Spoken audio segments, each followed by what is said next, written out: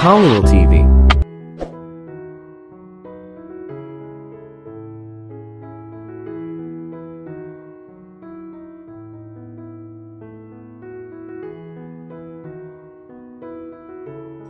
JD, punta tayo sa Bacolod. Namimiss ko na ang SM at Robinsons. Yaya ni Tony kay JD na 30 minuto nang nagkukulong sa library. Pinasok na niya ito roon.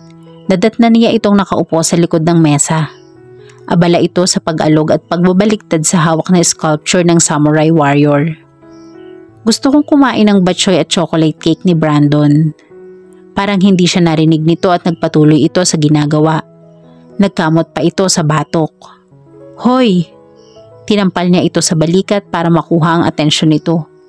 Hindi ka naman nakikinig eh. Tumingin ito sa kanya subalit tila hindi naman nakafocus ang atensyon nito sa kanya. He still seemed to be processing something in his mind. Nakikinig ako. Pagkalabas niya ng ospital, hindi nag-aaksaya ng panahon si JD. Binigyan siya nito ng 1 buwan at pinakasalan siya. The sex was not acrobatic yet, but it was just as fun and as fulfilling. Pero kaninang umaga pa niya napunan na tila invisible siya rito. Pinag-cross niya ang kanyang mga braso sa kanyang dibdib.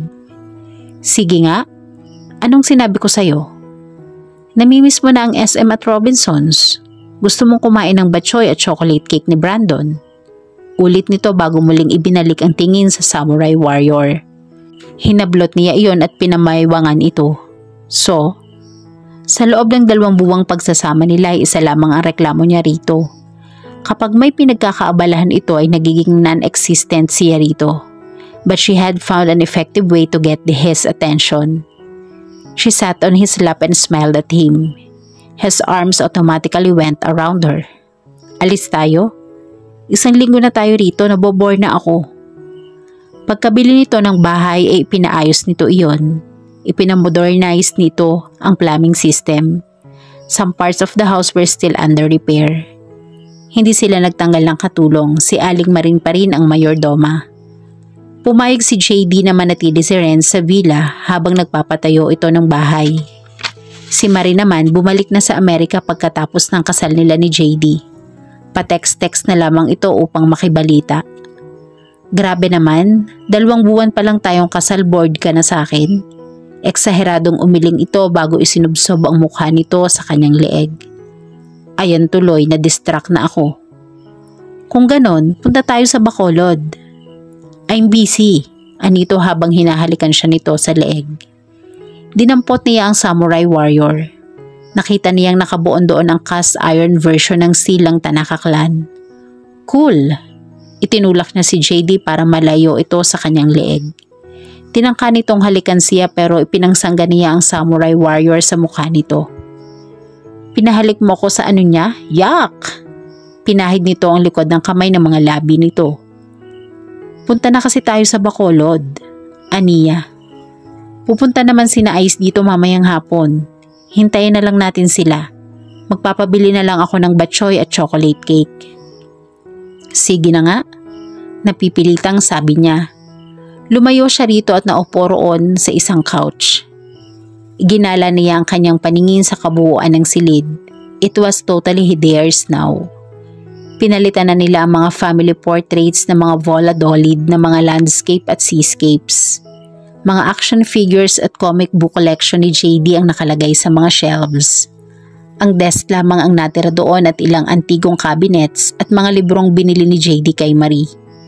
Nag-install din ito ng computer console na may 3 LCD screens sa isang side.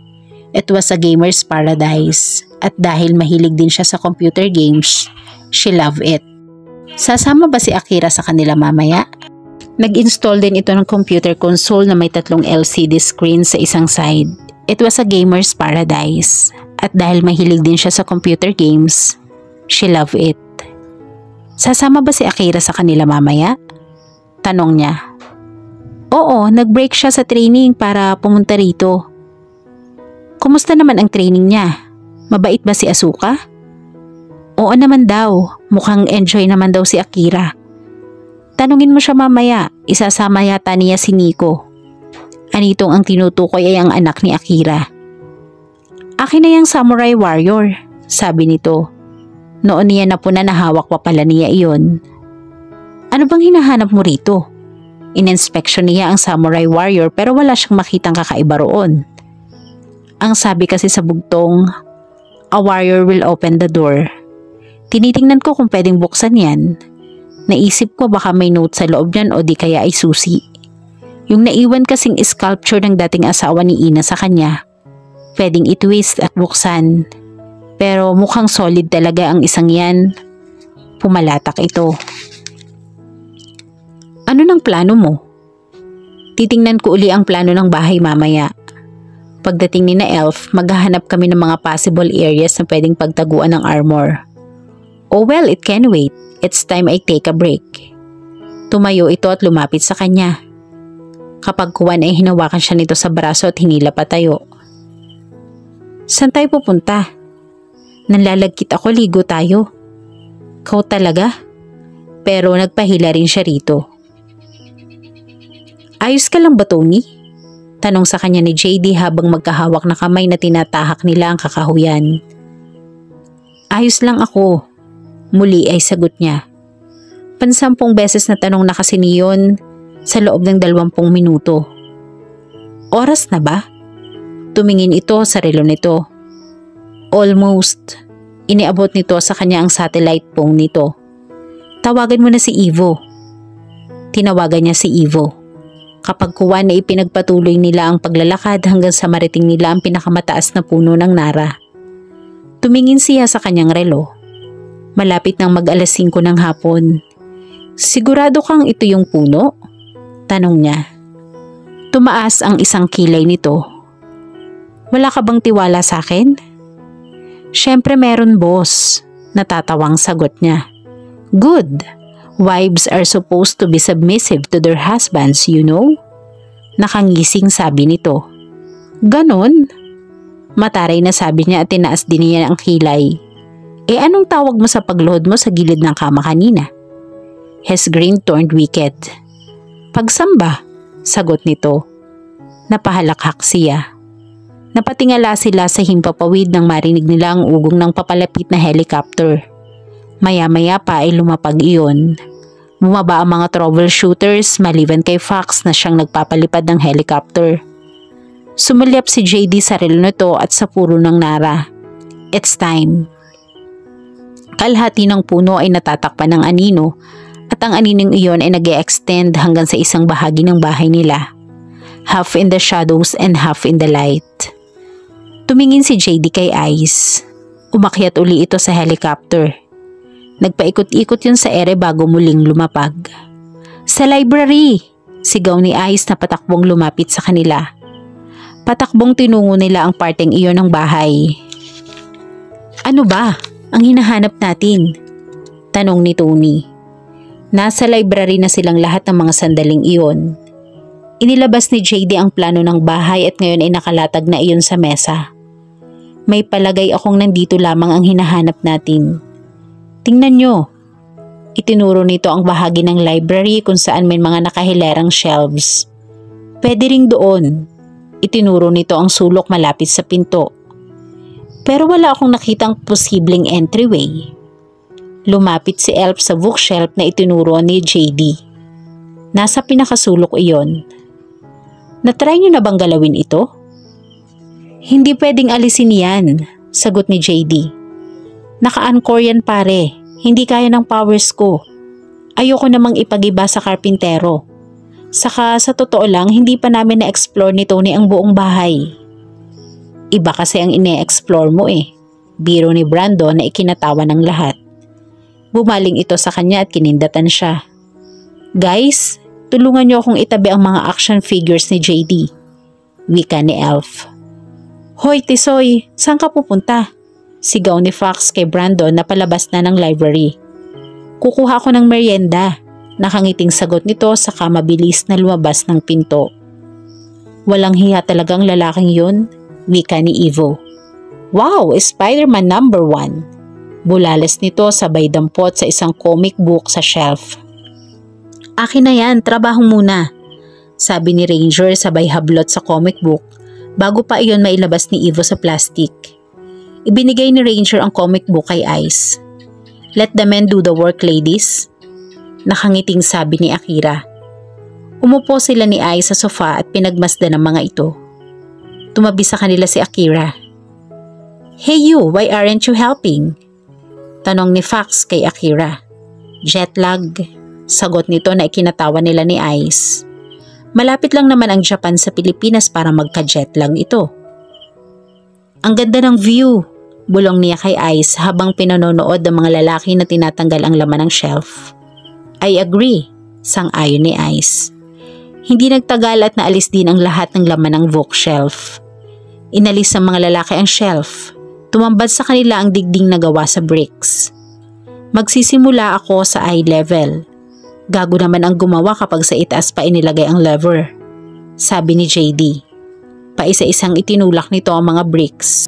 "Ano kaya kung pag-revolve? Ang labas mo ay Japan na," wika ni Ivo. "Hindi na natin kailangang ihatid si Akira." Nagtawa na ng mga lalaki. Napapailing naman na bumaling si Tony kay Ice. Kagaya niya, umiling-iling din ito. Pagkalipas ng mahaba-haba ring paghihintay, nagbunga ang pagtsatsaga ni JD. Lumubog ang brick na itinulak nito. Narinig nila ang tunog na tila hinihilang kadena. Maya-maya ay bumukas ang sahig. Nagmamadaling tumayo sila ni Ice para makiisyoso. Sa palagay niya, naglalaro sa dalawang talampakan ang lapad ng bumukas na pinto sa sahig. Nang sumilip siya ay nakita niyang mayroong makitid na hagdan na yari sa bato pababa. "Bababa tayo riyan? Ang dilim!" Nakangiwing sabi niya. "May mga ahas at daga siguro dyan," dagdag ni JD. "Kung ganon, tara na," wika ni Ice. Dumukot ito mula sa isa sa mga bulsa ng cargo shorts nito ng penlight. Kapag kuwan ay nagpatiluna na ito sa pagbaba ng hagdan.